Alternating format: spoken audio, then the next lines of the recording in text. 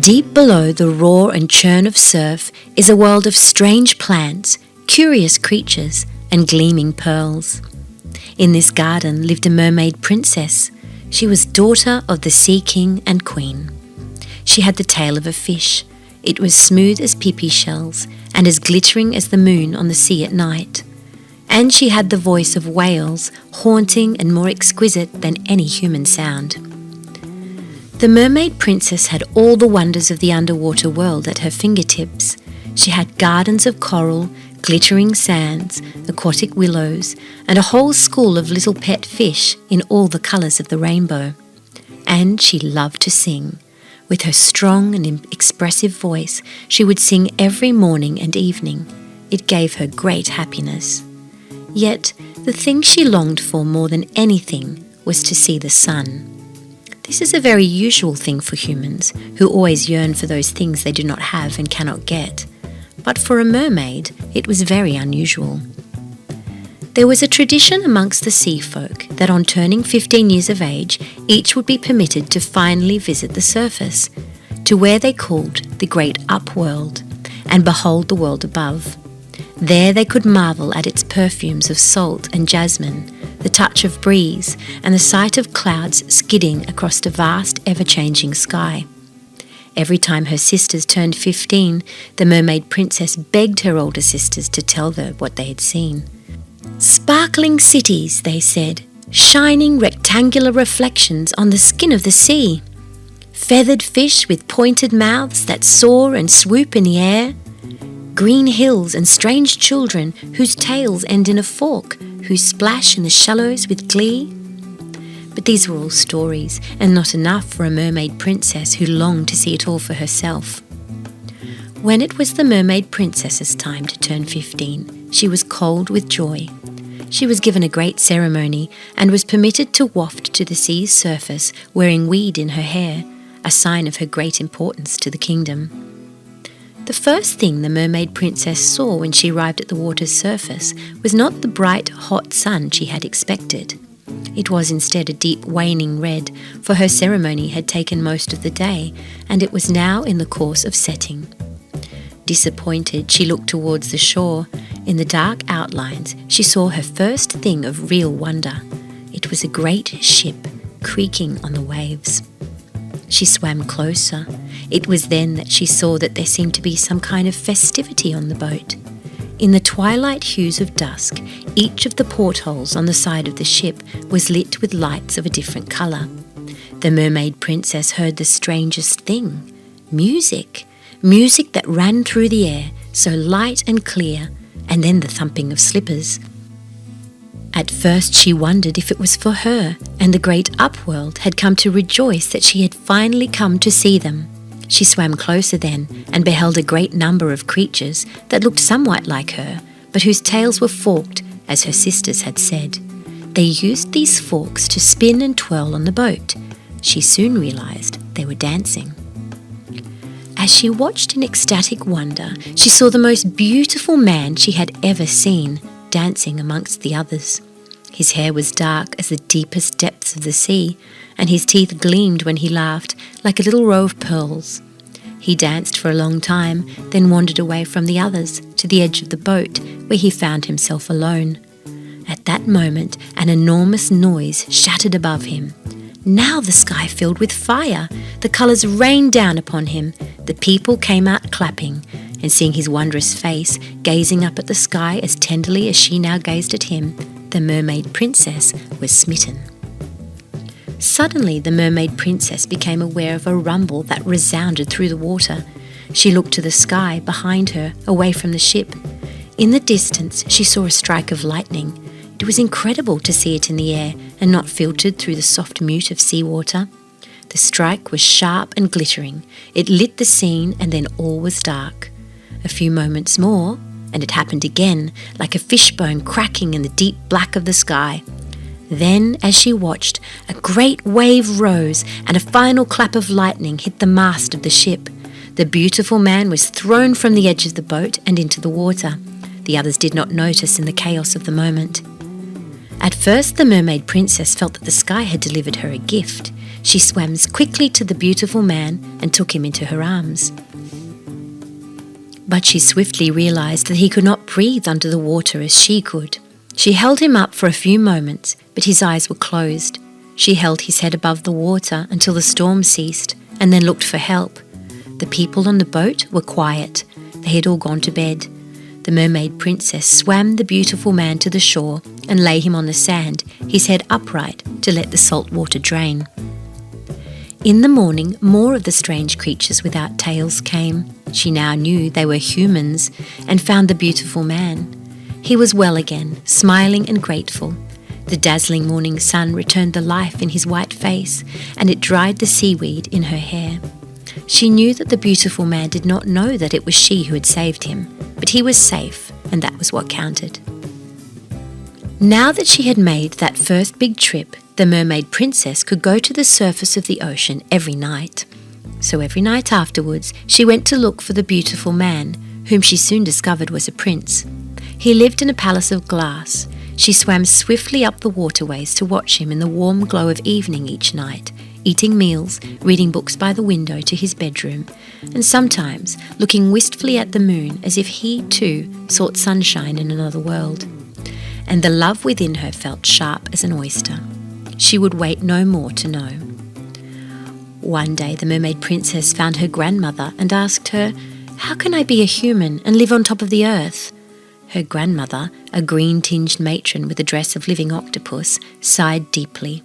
She'd been living long enough to know the signs of hopeless love and had feared the question for many weeks already. "To be human is not a good thing," said the grandmother.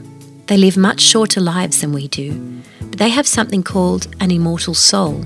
When we die, we become only a light foam atop the water. When the human dies, they live still, even if their bodies are foam or dust." "But I would like an immortal soul," said the Mermaid Princess. "Why must we live only once, and after that never more hear the melody of the tides, or see the sun, or feel longing, or dream?" "You can have an immortal soul," said the grandmother, for she was an honest creature, "but only if a human man should love you so much that all his thoughts and all his love was fixed on you, and he promised to be true to you here and hereafter, and you were bound to one another in this way.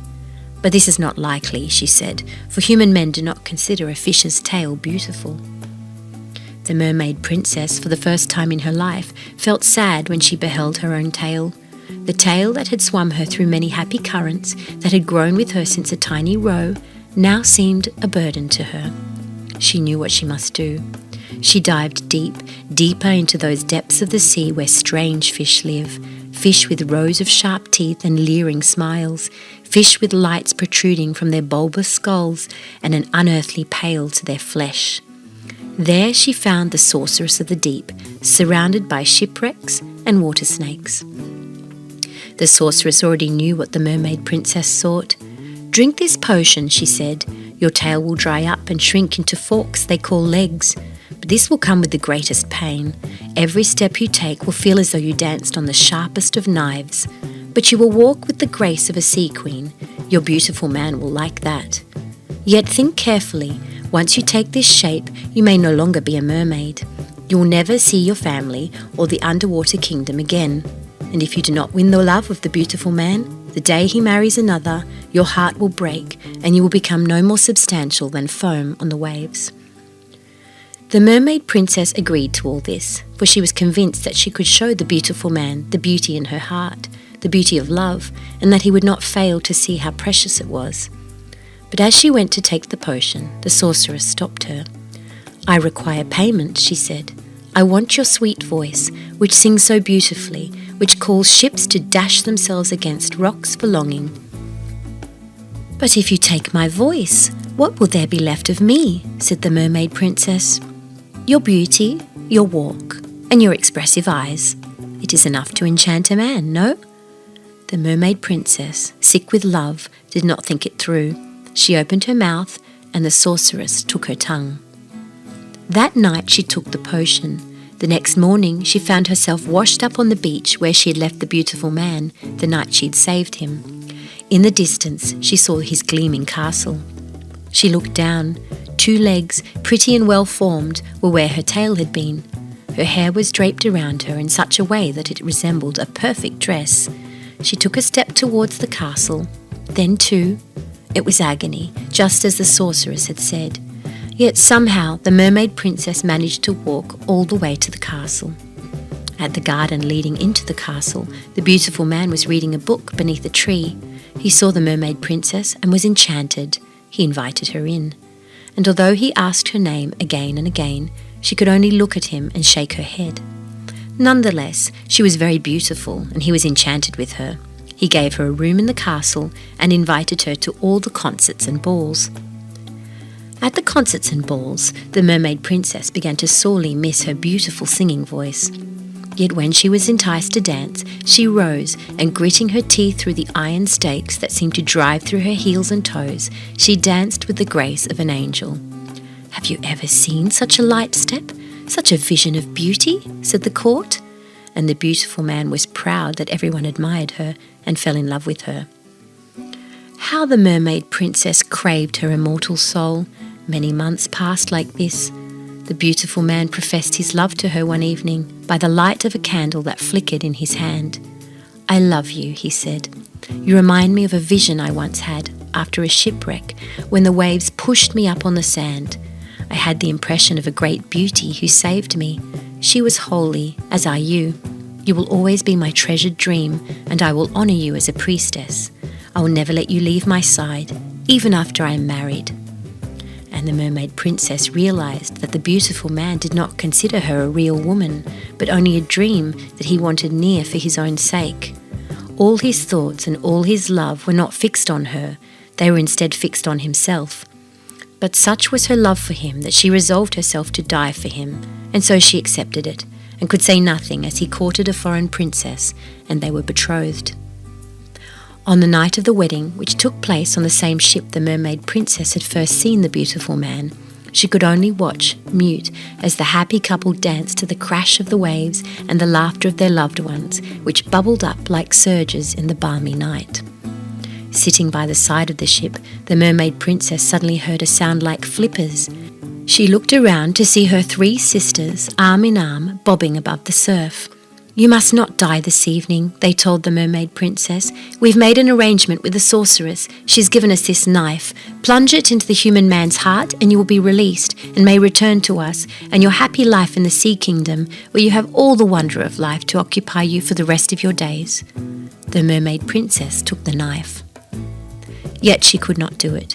Her heart, fixed as it was on the beautiful man, could not contemplate life without him. She could not conceive pleasure in the rising of the sun amidst the clouds of salt and morning light. She could not feel the joy of her grandmother's arms around her, or feel the warm water swirling in currents from tropical places, or the touch of flowers waving gently, brushing her fingertips. This love had made her heart as mute as her tongue. There was nothing to be done. Her sisters watched, grief-stricken, as, at the moment of the matrimonial kiss, the Mermaid Princess dissolved into foam. And before they could collect it, the wind took it and scattered it across the 4 directions of the earth. But somewhere deep at the bottom of the ocean, her stolen voice still sang. The end.